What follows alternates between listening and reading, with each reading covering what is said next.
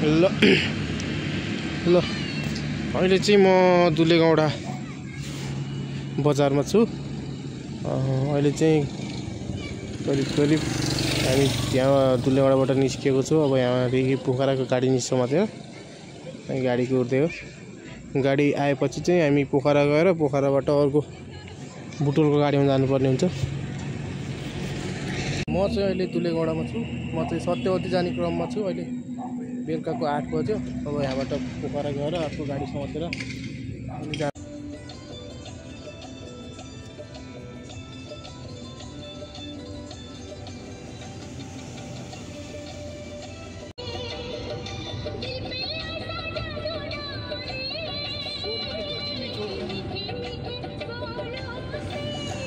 म पोखरादेखि चाहिँ तपाईँको बुटोलको गाडी ल्याउनु पर्ने हुन्छ।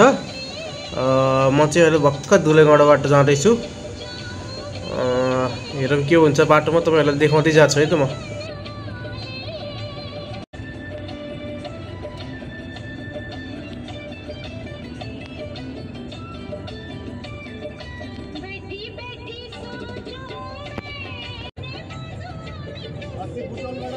म चाहिँ अहिले पोखरा पुग्न लागेँ। अब पछि म पाल्पाको गाडीमा जान्छु।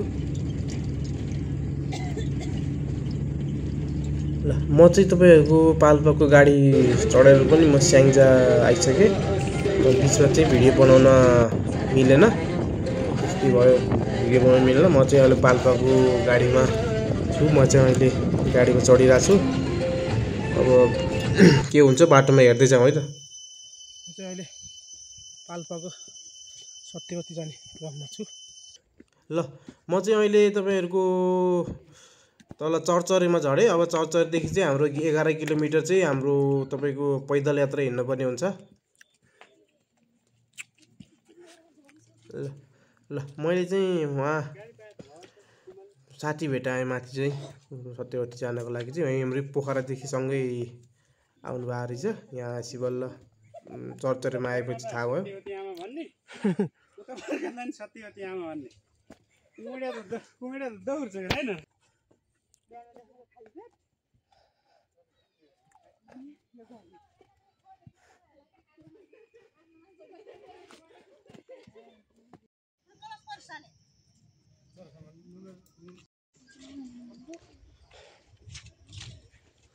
ल म चाहिँ अहिले सत्यवती जाने भनेर आएको, उकालोमा छु। म करिब 1 घन्टा जति उकालो हिँडिसकेँ। अझै 1-1.5 घन्टा लाग्ने भन्नुहुन्छ माथिबाट फर्किनलाई। हेरौँ अब सत्यवती आमाले बोलाउनु भएको छ, हामी जान्छौँ। आमै भन्दै जान्छौँ।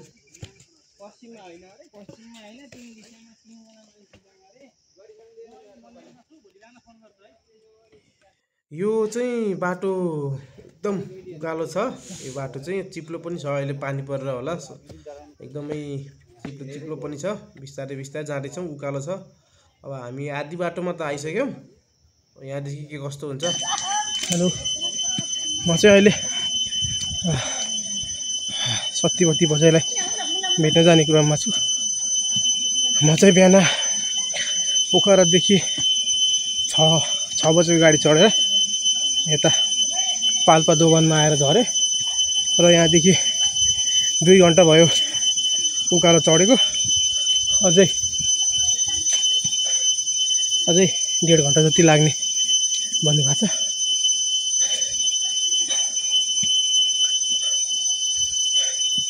यस्तै छ है।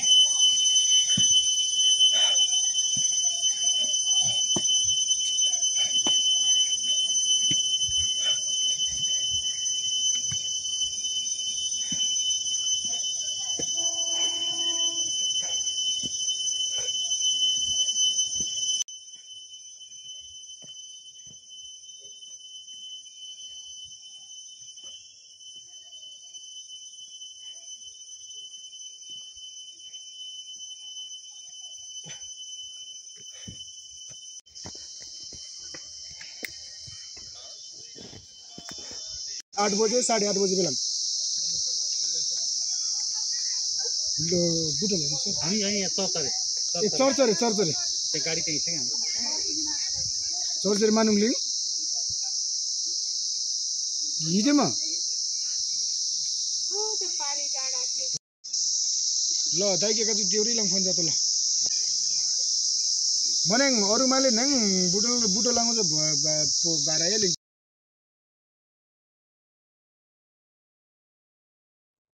ल म अहिले चाहिँ तपाईको म सत्यवती मन्दिरमा आइसके बीचमा चाहिँ भिडियो बनाउन पाइन अब म अहिले चाहिँ तालमा घुम्दै छु यहाँ चाहिँ ताल घुमेर सुरुमा चाहिँ तपाईको लिङ्ग गाडेर अनि ताल घुमेर आएर अनि आफूले गाडेको उसलाई चिनेर अनि पूजा गर्नुपर्ने रहेछ यहाँको नियम चाहिँ ल है सत्यवती आमालाई बाजेको दर्शन गर्नु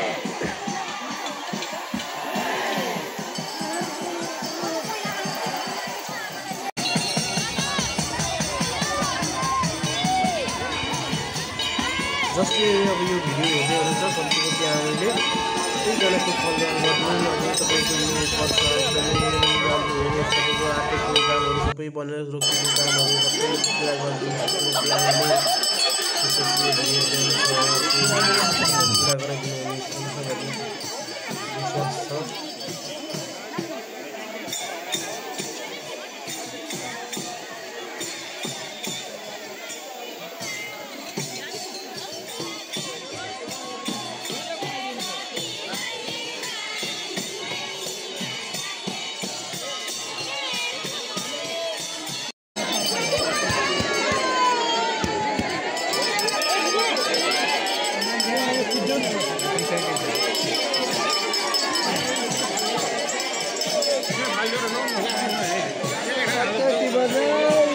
सत्यवती बजाई म आए है तपाईलाई भेट्न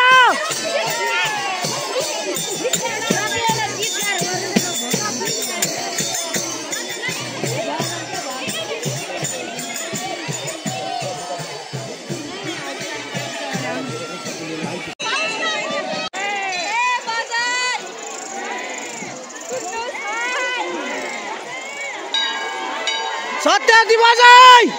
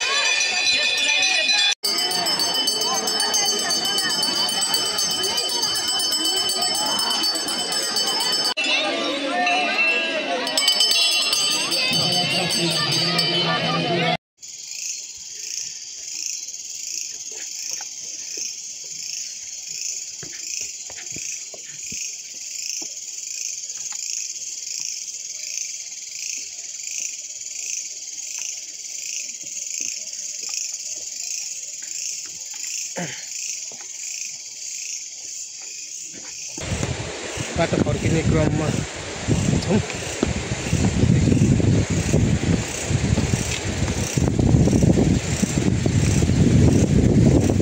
कस्तो मिठो हावा आयो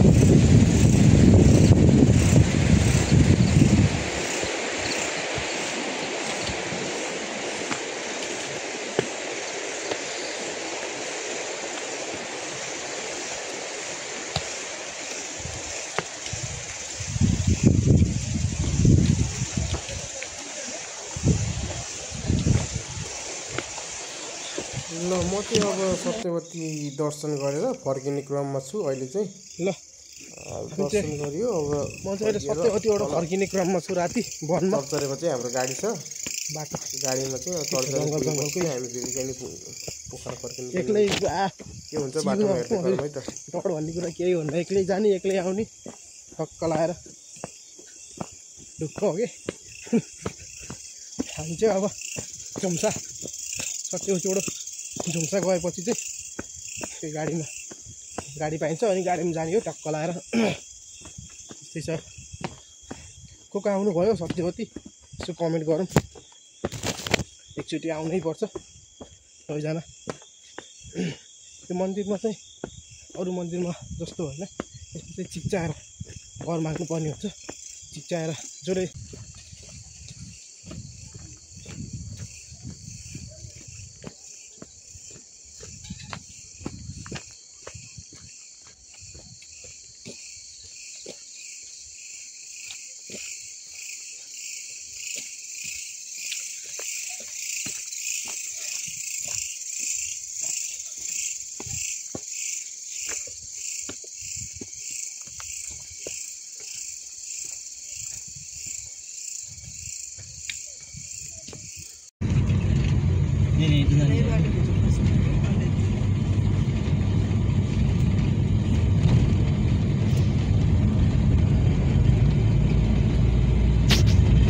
फाइनली हामी चाहिँ गाडीमा आइसक्यौँ। चर्चरेदेखि आएर हामी वाली पुगेर खाना खान्छौँ एकछिन। खाना खाएर फेरि हामी यात्रा सुरु हुन्छ। अहिले चाहिँ 10 बज्यो।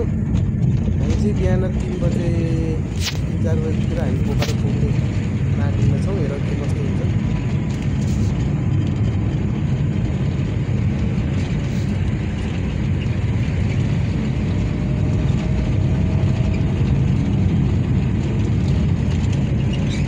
खाना खाइयो, खाना खाएर अब हामी चाहिँ स्याङ्जा अब लाग्यो।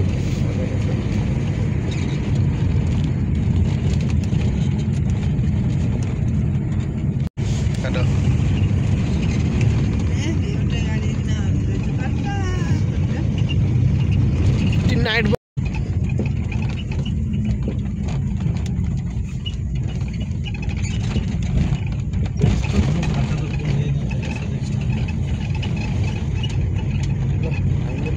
पोखरा आइपुग्नु लाग्यो। अब चाहिँ